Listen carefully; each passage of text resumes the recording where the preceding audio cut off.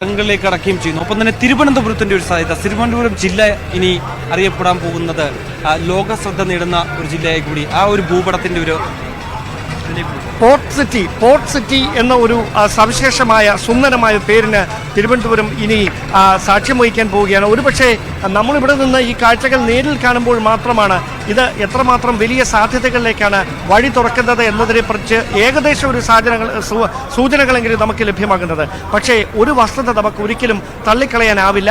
ഇത് ഒരു ഗവൺമെൻറ്റിൻ്റെ മാത്രം ഒരു പദ്ധതിയായിരുന്നെങ്കിലോ ഒരു സ്വകാര്യ കമ്പനിയുടെ മാത്രം പദ്ധതിയായിരുന്നെങ്കിലോ ഒരിക്കലും ഇങ്ങനെ പെട്ടെന്ന് സ്വപ്നതുല്യമായ ഒരു വളർച്ച കൈവരിച്ച് ആദ്യഘട്ടം പൂർത്തിയാക്കാൻ കഴിയുമായിരുന്നില്ല. ഇത് PPP പ്രൊജക്റ്റിലൂടെ ആ മോഡലിൽ യാഥാർത്ഥ്യമാക്കിയിരിക്കുന്ന ഒരു തുറമുഖമാണ്. അതുകൊണ്ട് തന്നെ അതുണ്ടാക്കുന്ന നേട്ടങ്ങളും സ്വാഭാവികമായി സ്വകാര്യ മേഖലയ്ക്കും സർക്കാർ മേഖലയ്ക്കും നൽകാൻ പോകുന്ന ഒരു സാമ്പത്തികമായ ലാഭം വളരെ വലുതായിരിക്കും.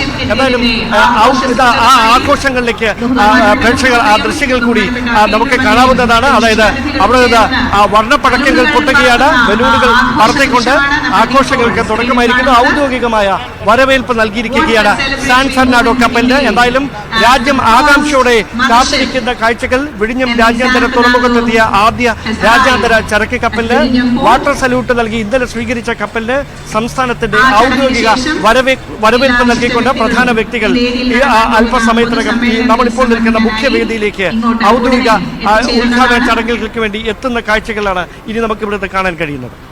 നമ്മൾ പറഞ്ഞു വന്നതുപോലെ തന്നെ കഴിഞ്ഞ ദിവസം ഈ കപ്പൽ വന്നപ്പോൾ തന്നെ വലിയ സ്വീകരണമായിരുന്നു. മന്ത്രി വി എൻ വാസവനും ഇപ്പം തന്നെ വിൻസെന്റ് അടക്കമുള്ള നേതാക്കളും മറ്റു ഉദ്യോഗസ്ഥരും ഒക്കെ തന്നെ ഉണ്ടായിരുന്നു. വലിയ ആവശ്യത്തോടു കൂടി വലിയ അഭിമാനത്തോടു കൂടിയാണ് കപ്പലിനെ ഈ ബർത്തിലേക്ക് ആനയിക്കുകയും ചെയ്തത്. വാട്ടർ സല്യൂട്ട് നൽകി ആനയിക്കുകയും ചെയ്തു. പിന്നീട് ഇപ്പോൾ സംസ്ഥാന സർക്കാരിന്റെ ഔദ്യോഗിക സ്വീകരണം നൽകുന്നു.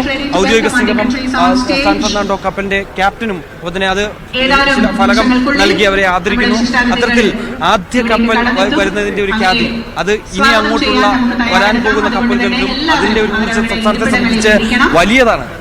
കാരണം നമ്മൾ അല്പസമയത്തിന് മുമ്പ് കസ്റ്റംസിന്റെ ഇടപാടുകൾ നടത്തിയ ഉദ്യോഗസ്ഥൻ പറഞ്ഞതുപോലെ തന്നെ വരുമാനം അത് സംസ്ഥാനത്തെ സംബന്ധിച്ച് സംസ്ഥാനത്തിനെ ഇന്ത്യയിലെ തന്നെ ഏറ്റവും വലിയ വാണിജ്യ കേന്ദ്രമായി കണക്കാക്കപ്പെടാൻ പോകുന്നു എന്നുള്ളത് തന്നെയാണ് കേരളത്തെ സംബന്ധിച്ച്.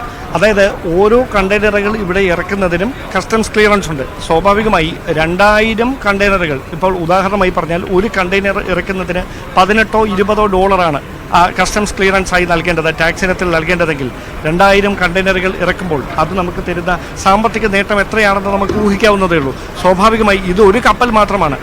ഇന്ന് തന്നെ 4 ഫീഡിംഗ് ഷിപ്പുകൾ കൂടി ഇവിടേക്ക് എത്തുകയാണ്. ഇങ്ങനെ ഓരോ കപ്പലുകൾ ഈ തീരത്തേക്ക് അടുക്കുമ്പോഴും അതിനെല്ലാം നികുതി ഇനത്തിൽ വരുമാനം ലഭിച്ചുകൊണ്ടിരിക്കുകയാണ്. നമുക്കറിയാം മെഡിറ്ററേനിയൻ ഷിപ്പിംഗ് കമ്പനിയുടെ ലോകത്തെ ഏറ്റവും വലിയ ഖ്യാതി കേട്ട MSCയുടെ മദർഷിപ്പ് വൈകാതെ തന്നെ വിഴിഞ്ഞത്തേക്ക് എത്തിക്കുകയാണ്. സ്വാഭാവികമായി നമുക്ക് രാജ്യാന്തര കപ്പൽ ചാലിനോട് ഏറ്റവും അടുത്ത് കിടക്കുന്ന തുറമുഖം എന്ന സവിശേഷത അത് വിഴിഞ്ഞത്തിന് മുമ്പിൽ തുറക്കുന്ന സാധ്യതകൾ അനന്തമായിരിക്കും. അത് ഏത് തരത്തിൽ നമുക്ക് ബുദ്ധിപരമായി പ്രയോജനപ്പെടുത്താൻ കഴിയുന്നു നമ്മുടെ സംസ്ഥാനത്തിന് എന്നത് തന്നെയായിരിക്കും വിഴിഞ്ഞം നമുക്ക് മുമ്പിൽ തുറക്കുന്ന അവസരങ്ങൾ എങ്ങനെയാണെന്ന് മനസ്സിലാക്കാൻ കഴിയും. മറ്റൊരു കാര്യം, നമ്മളിന്ന് ഇത് റിപ്പോർട്ട് ചെയ്യുന്നതിന് വേണ്ടിയൊക്കെ വന്നപ്പോൾ നമ്മൾ ലൈറ്റ് ഹൗസിന്റെ ഭാഗത്ത് പോയിരുന്നു. കാരണം അവിടെ നിരവധി ആളുകൾ ഇത് ഈ ടൂറിസത്തിന്റെ ഭാഗമായി അവിടെയൊക്കെ നിരവധി വിനോദസഞ്ചാരികളൊക്കെ എത്തുന്ന ഒരു പ്രദേശം കൂടിയാണ് ഈ ലൈറ്റ് ഹൗസ് മേഖലയൊക്കെ. അപ്പോൾ അവിടെ വന്നപ്പോൾ ഒരു ചേട്ടൻ നമ്മോട് പറഞ്ഞൊരു കാര്യമുണ്ടായിരുന്നു. അതായത് അദ്ദേഹത്തിന്റെ മകൻ എഞ്ചിനീയറാണ്.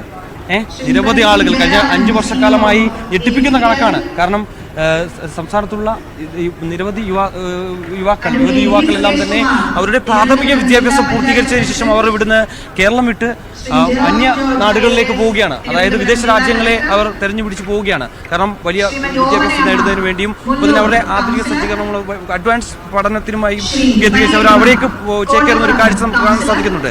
അപ്പോൾ അതിനൊക്കെ ഒരു പരിഹാരം ഇതുകൊണ്ടാകാൻ സാധിക്കുമെന്ന് അദ്ദേഹം കരുതുന്നുണ്ട്.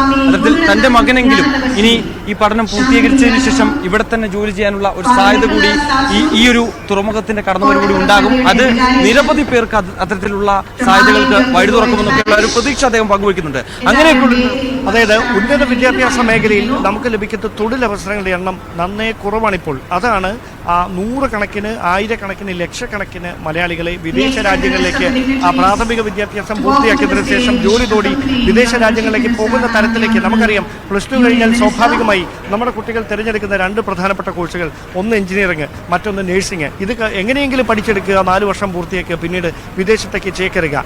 ആ ഒരു ട്രേഡ് പാറ്റേൺ, ആ തൊഴിൽ തേടലിന് ഒരു വഴിത്തിരിവ് ഇവിടെ ഉണ്ടാകും. സ്വാഭാവികമായി ലോജിസ്റ്റിക്സ് മേഖലയിൽ വലിയ സാധ്യതകൾക്ക് വിഴിഞ്ഞം സാക്ഷ്യം വഹിക്കാൻ പോവുകയാണ്. അത് ഏത് തരത്തിൽ ആ പരിശീലനം കൃത്യമായി നേടി നമ്മളതിൻ്റെ പ്രയോജനം ഉണ്ടാക്കാൻ പോകുന്നു എന്നതാണ് നമുക്ക് സ്വാഭാവികമായി ഇപ്പോൾ നിസ്സാരമായി പറഞ്ഞാൽ ഇപ്പോൾ ട്രയൽ റണ്ണാണ് ഇവിടെ പുരോഗമിക്കുന്നത്. 1 മാസത്തേക്ക് സമാനമായ ട്രയൽ റൺ ഇവിടെ നടന്നുകൊണ്ടേയിരിക്കും. ട്രയൽ റൺ വേളയിൽ ഇവിടെയുള്ള വിഴിഞ്ഞം പ്രദേശവാസികൾക്ക് ജോലി നൽകാൻ കഴിയാതെ പോകുന്നതിൻ്റെ പ്രധാനപ്പെട്ട കാരണമായി എടുത്തു പറയുന്നത് അവർക്ക് ആ സാങ്കേതിക വൈദഗ്ധ്യം നേടുന്നതിനുള്ള പരിമിതിയാണ്. അതിനു വേണ്ടിയിട്ടാണ് പ്രത്യേക പരിശീലന കേന്ദ്രം അസാപ്പിൻ്റെ നേതൃത്വത്തിൽ ഇവിടെ സജ്ജമാക്കിയിരിക്കുന്നത്. ആഴ്ചകൾക്ക് മുമ്പ് അവിടെ പരിശീലനം നൽകാനുള്ള സജ്ജീകരണങ്ങളൊക്കെ തുടങ്ങിയിട്ടുമുണ്ട്.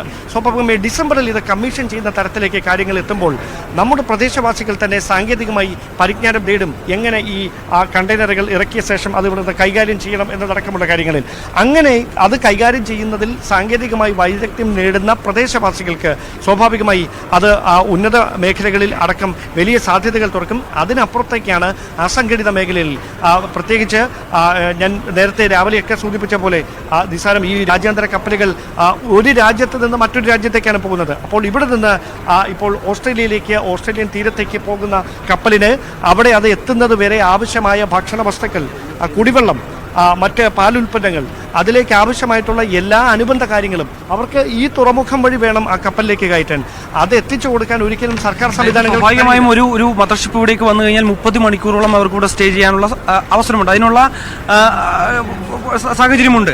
അങ്ങനെയെങ്കിൽ അവർക്ക് പുറത്തിറങ്ങിയും ഇവിടുത്തെ ഒരു വാണിജ്യ മേഖല തന്നെ അതായത് 30 മണിക്കൂർ എന്ന് പറയുന്നത് സാൻ ഫെർണാണ്ടോയുമായി ബന്ധപ്പെട്ട നിയമപരമായി ഉള്ള കാര്യങ്ങളാണ്. എല്ലാ കപ്പലുകൾക്കും അങ്ങനെ ആയിരിക്കണമെന്നില്ല. അത് കൃത്യമായി അതിലടങ്ങിയിരിക്കുന്ന കണ്ടെയ്നറുകളുടെ എണ്ണം അനുസരിച്ചായിരിക്കും എത്ര സമയം അതിന് ഇവിടെ തങ്ങാൻ കഴിയുമെന്ന കാര്യത്തിലേക്ക് ഒരു ധാരണ ഉണ്ടാകും. തീർച്ചയായും അങ്ങനെ തന്നെയാണ് കാര്യങ്ങൾ. ഇപ്പോൾ അല്പസമയത്ത് ഇപ്പോൾ മുഖ്യമന്ത്രിയും മറ്റ് നേതാക്കളും കേന്ദ്രമന്ത്രി ഉൾപ്പെടെയുള്ളവർ അകത്തേക്ക് പ്രവേശിക്കുന്ന ദൃശ്യങ്ങളാണ് ഇപ്പോൾ പ്രേക്ഷകർ കണ്ടുകൊണ്ടിരിക്കുന്നത്. അല്പസമയത്തിനകം മുഖ്യമന്ത്രിയും ഒപ്പം കേന്ദ്ര മന്ത്രിയും വേദിയിലേക്ക് എത്തിച്ചേരും. അദ്ദേഹത്തോടൊപ്പം വി എൻ വാസവൻ, സംസ്ഥാന മന്ത്രിമാരായ V N Vasavan, V Sivankutty, Thiruvananthapuram mayor, മറ്റുദ്യോഗസ്ഥരെല്ലാം തന്നെ ഇപ്പോൾ വേദിയിലേക്ക് കടന്നു വരികയാണ്. മന്ത്രി K Rajan, G R Anil അടക്കമുള്ള മന്ത്രിമാരും ഈ ഒരു അഭിമാന മുഹൂർത്തത്തിൻ്റെ ഭാഗമാവുകയാണ്. വേദിയിലേക്ക് എത്തിച്ചേർന്ന ദൃശ്യങ്ങളാണ് ഇപ്പോൾ പ്രേക്ഷകർ കണ്ടുകൊണ്ടിരിക്കുന്ന. അല്പസമയത്തിനകം തന്നെ മുഖ്യമന്ത്രിയും കേന്ദ്രമന്ത്രിയും ഇവിടേക്ക് കടന്നു വരും.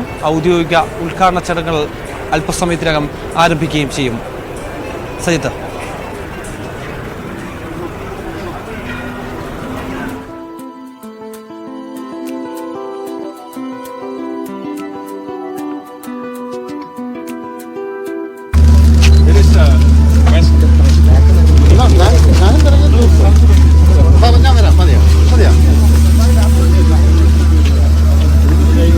തള്ളല്ല അനങ്ങരുതേ, എന്തിനു തള്ളുന്നേ? Sir sir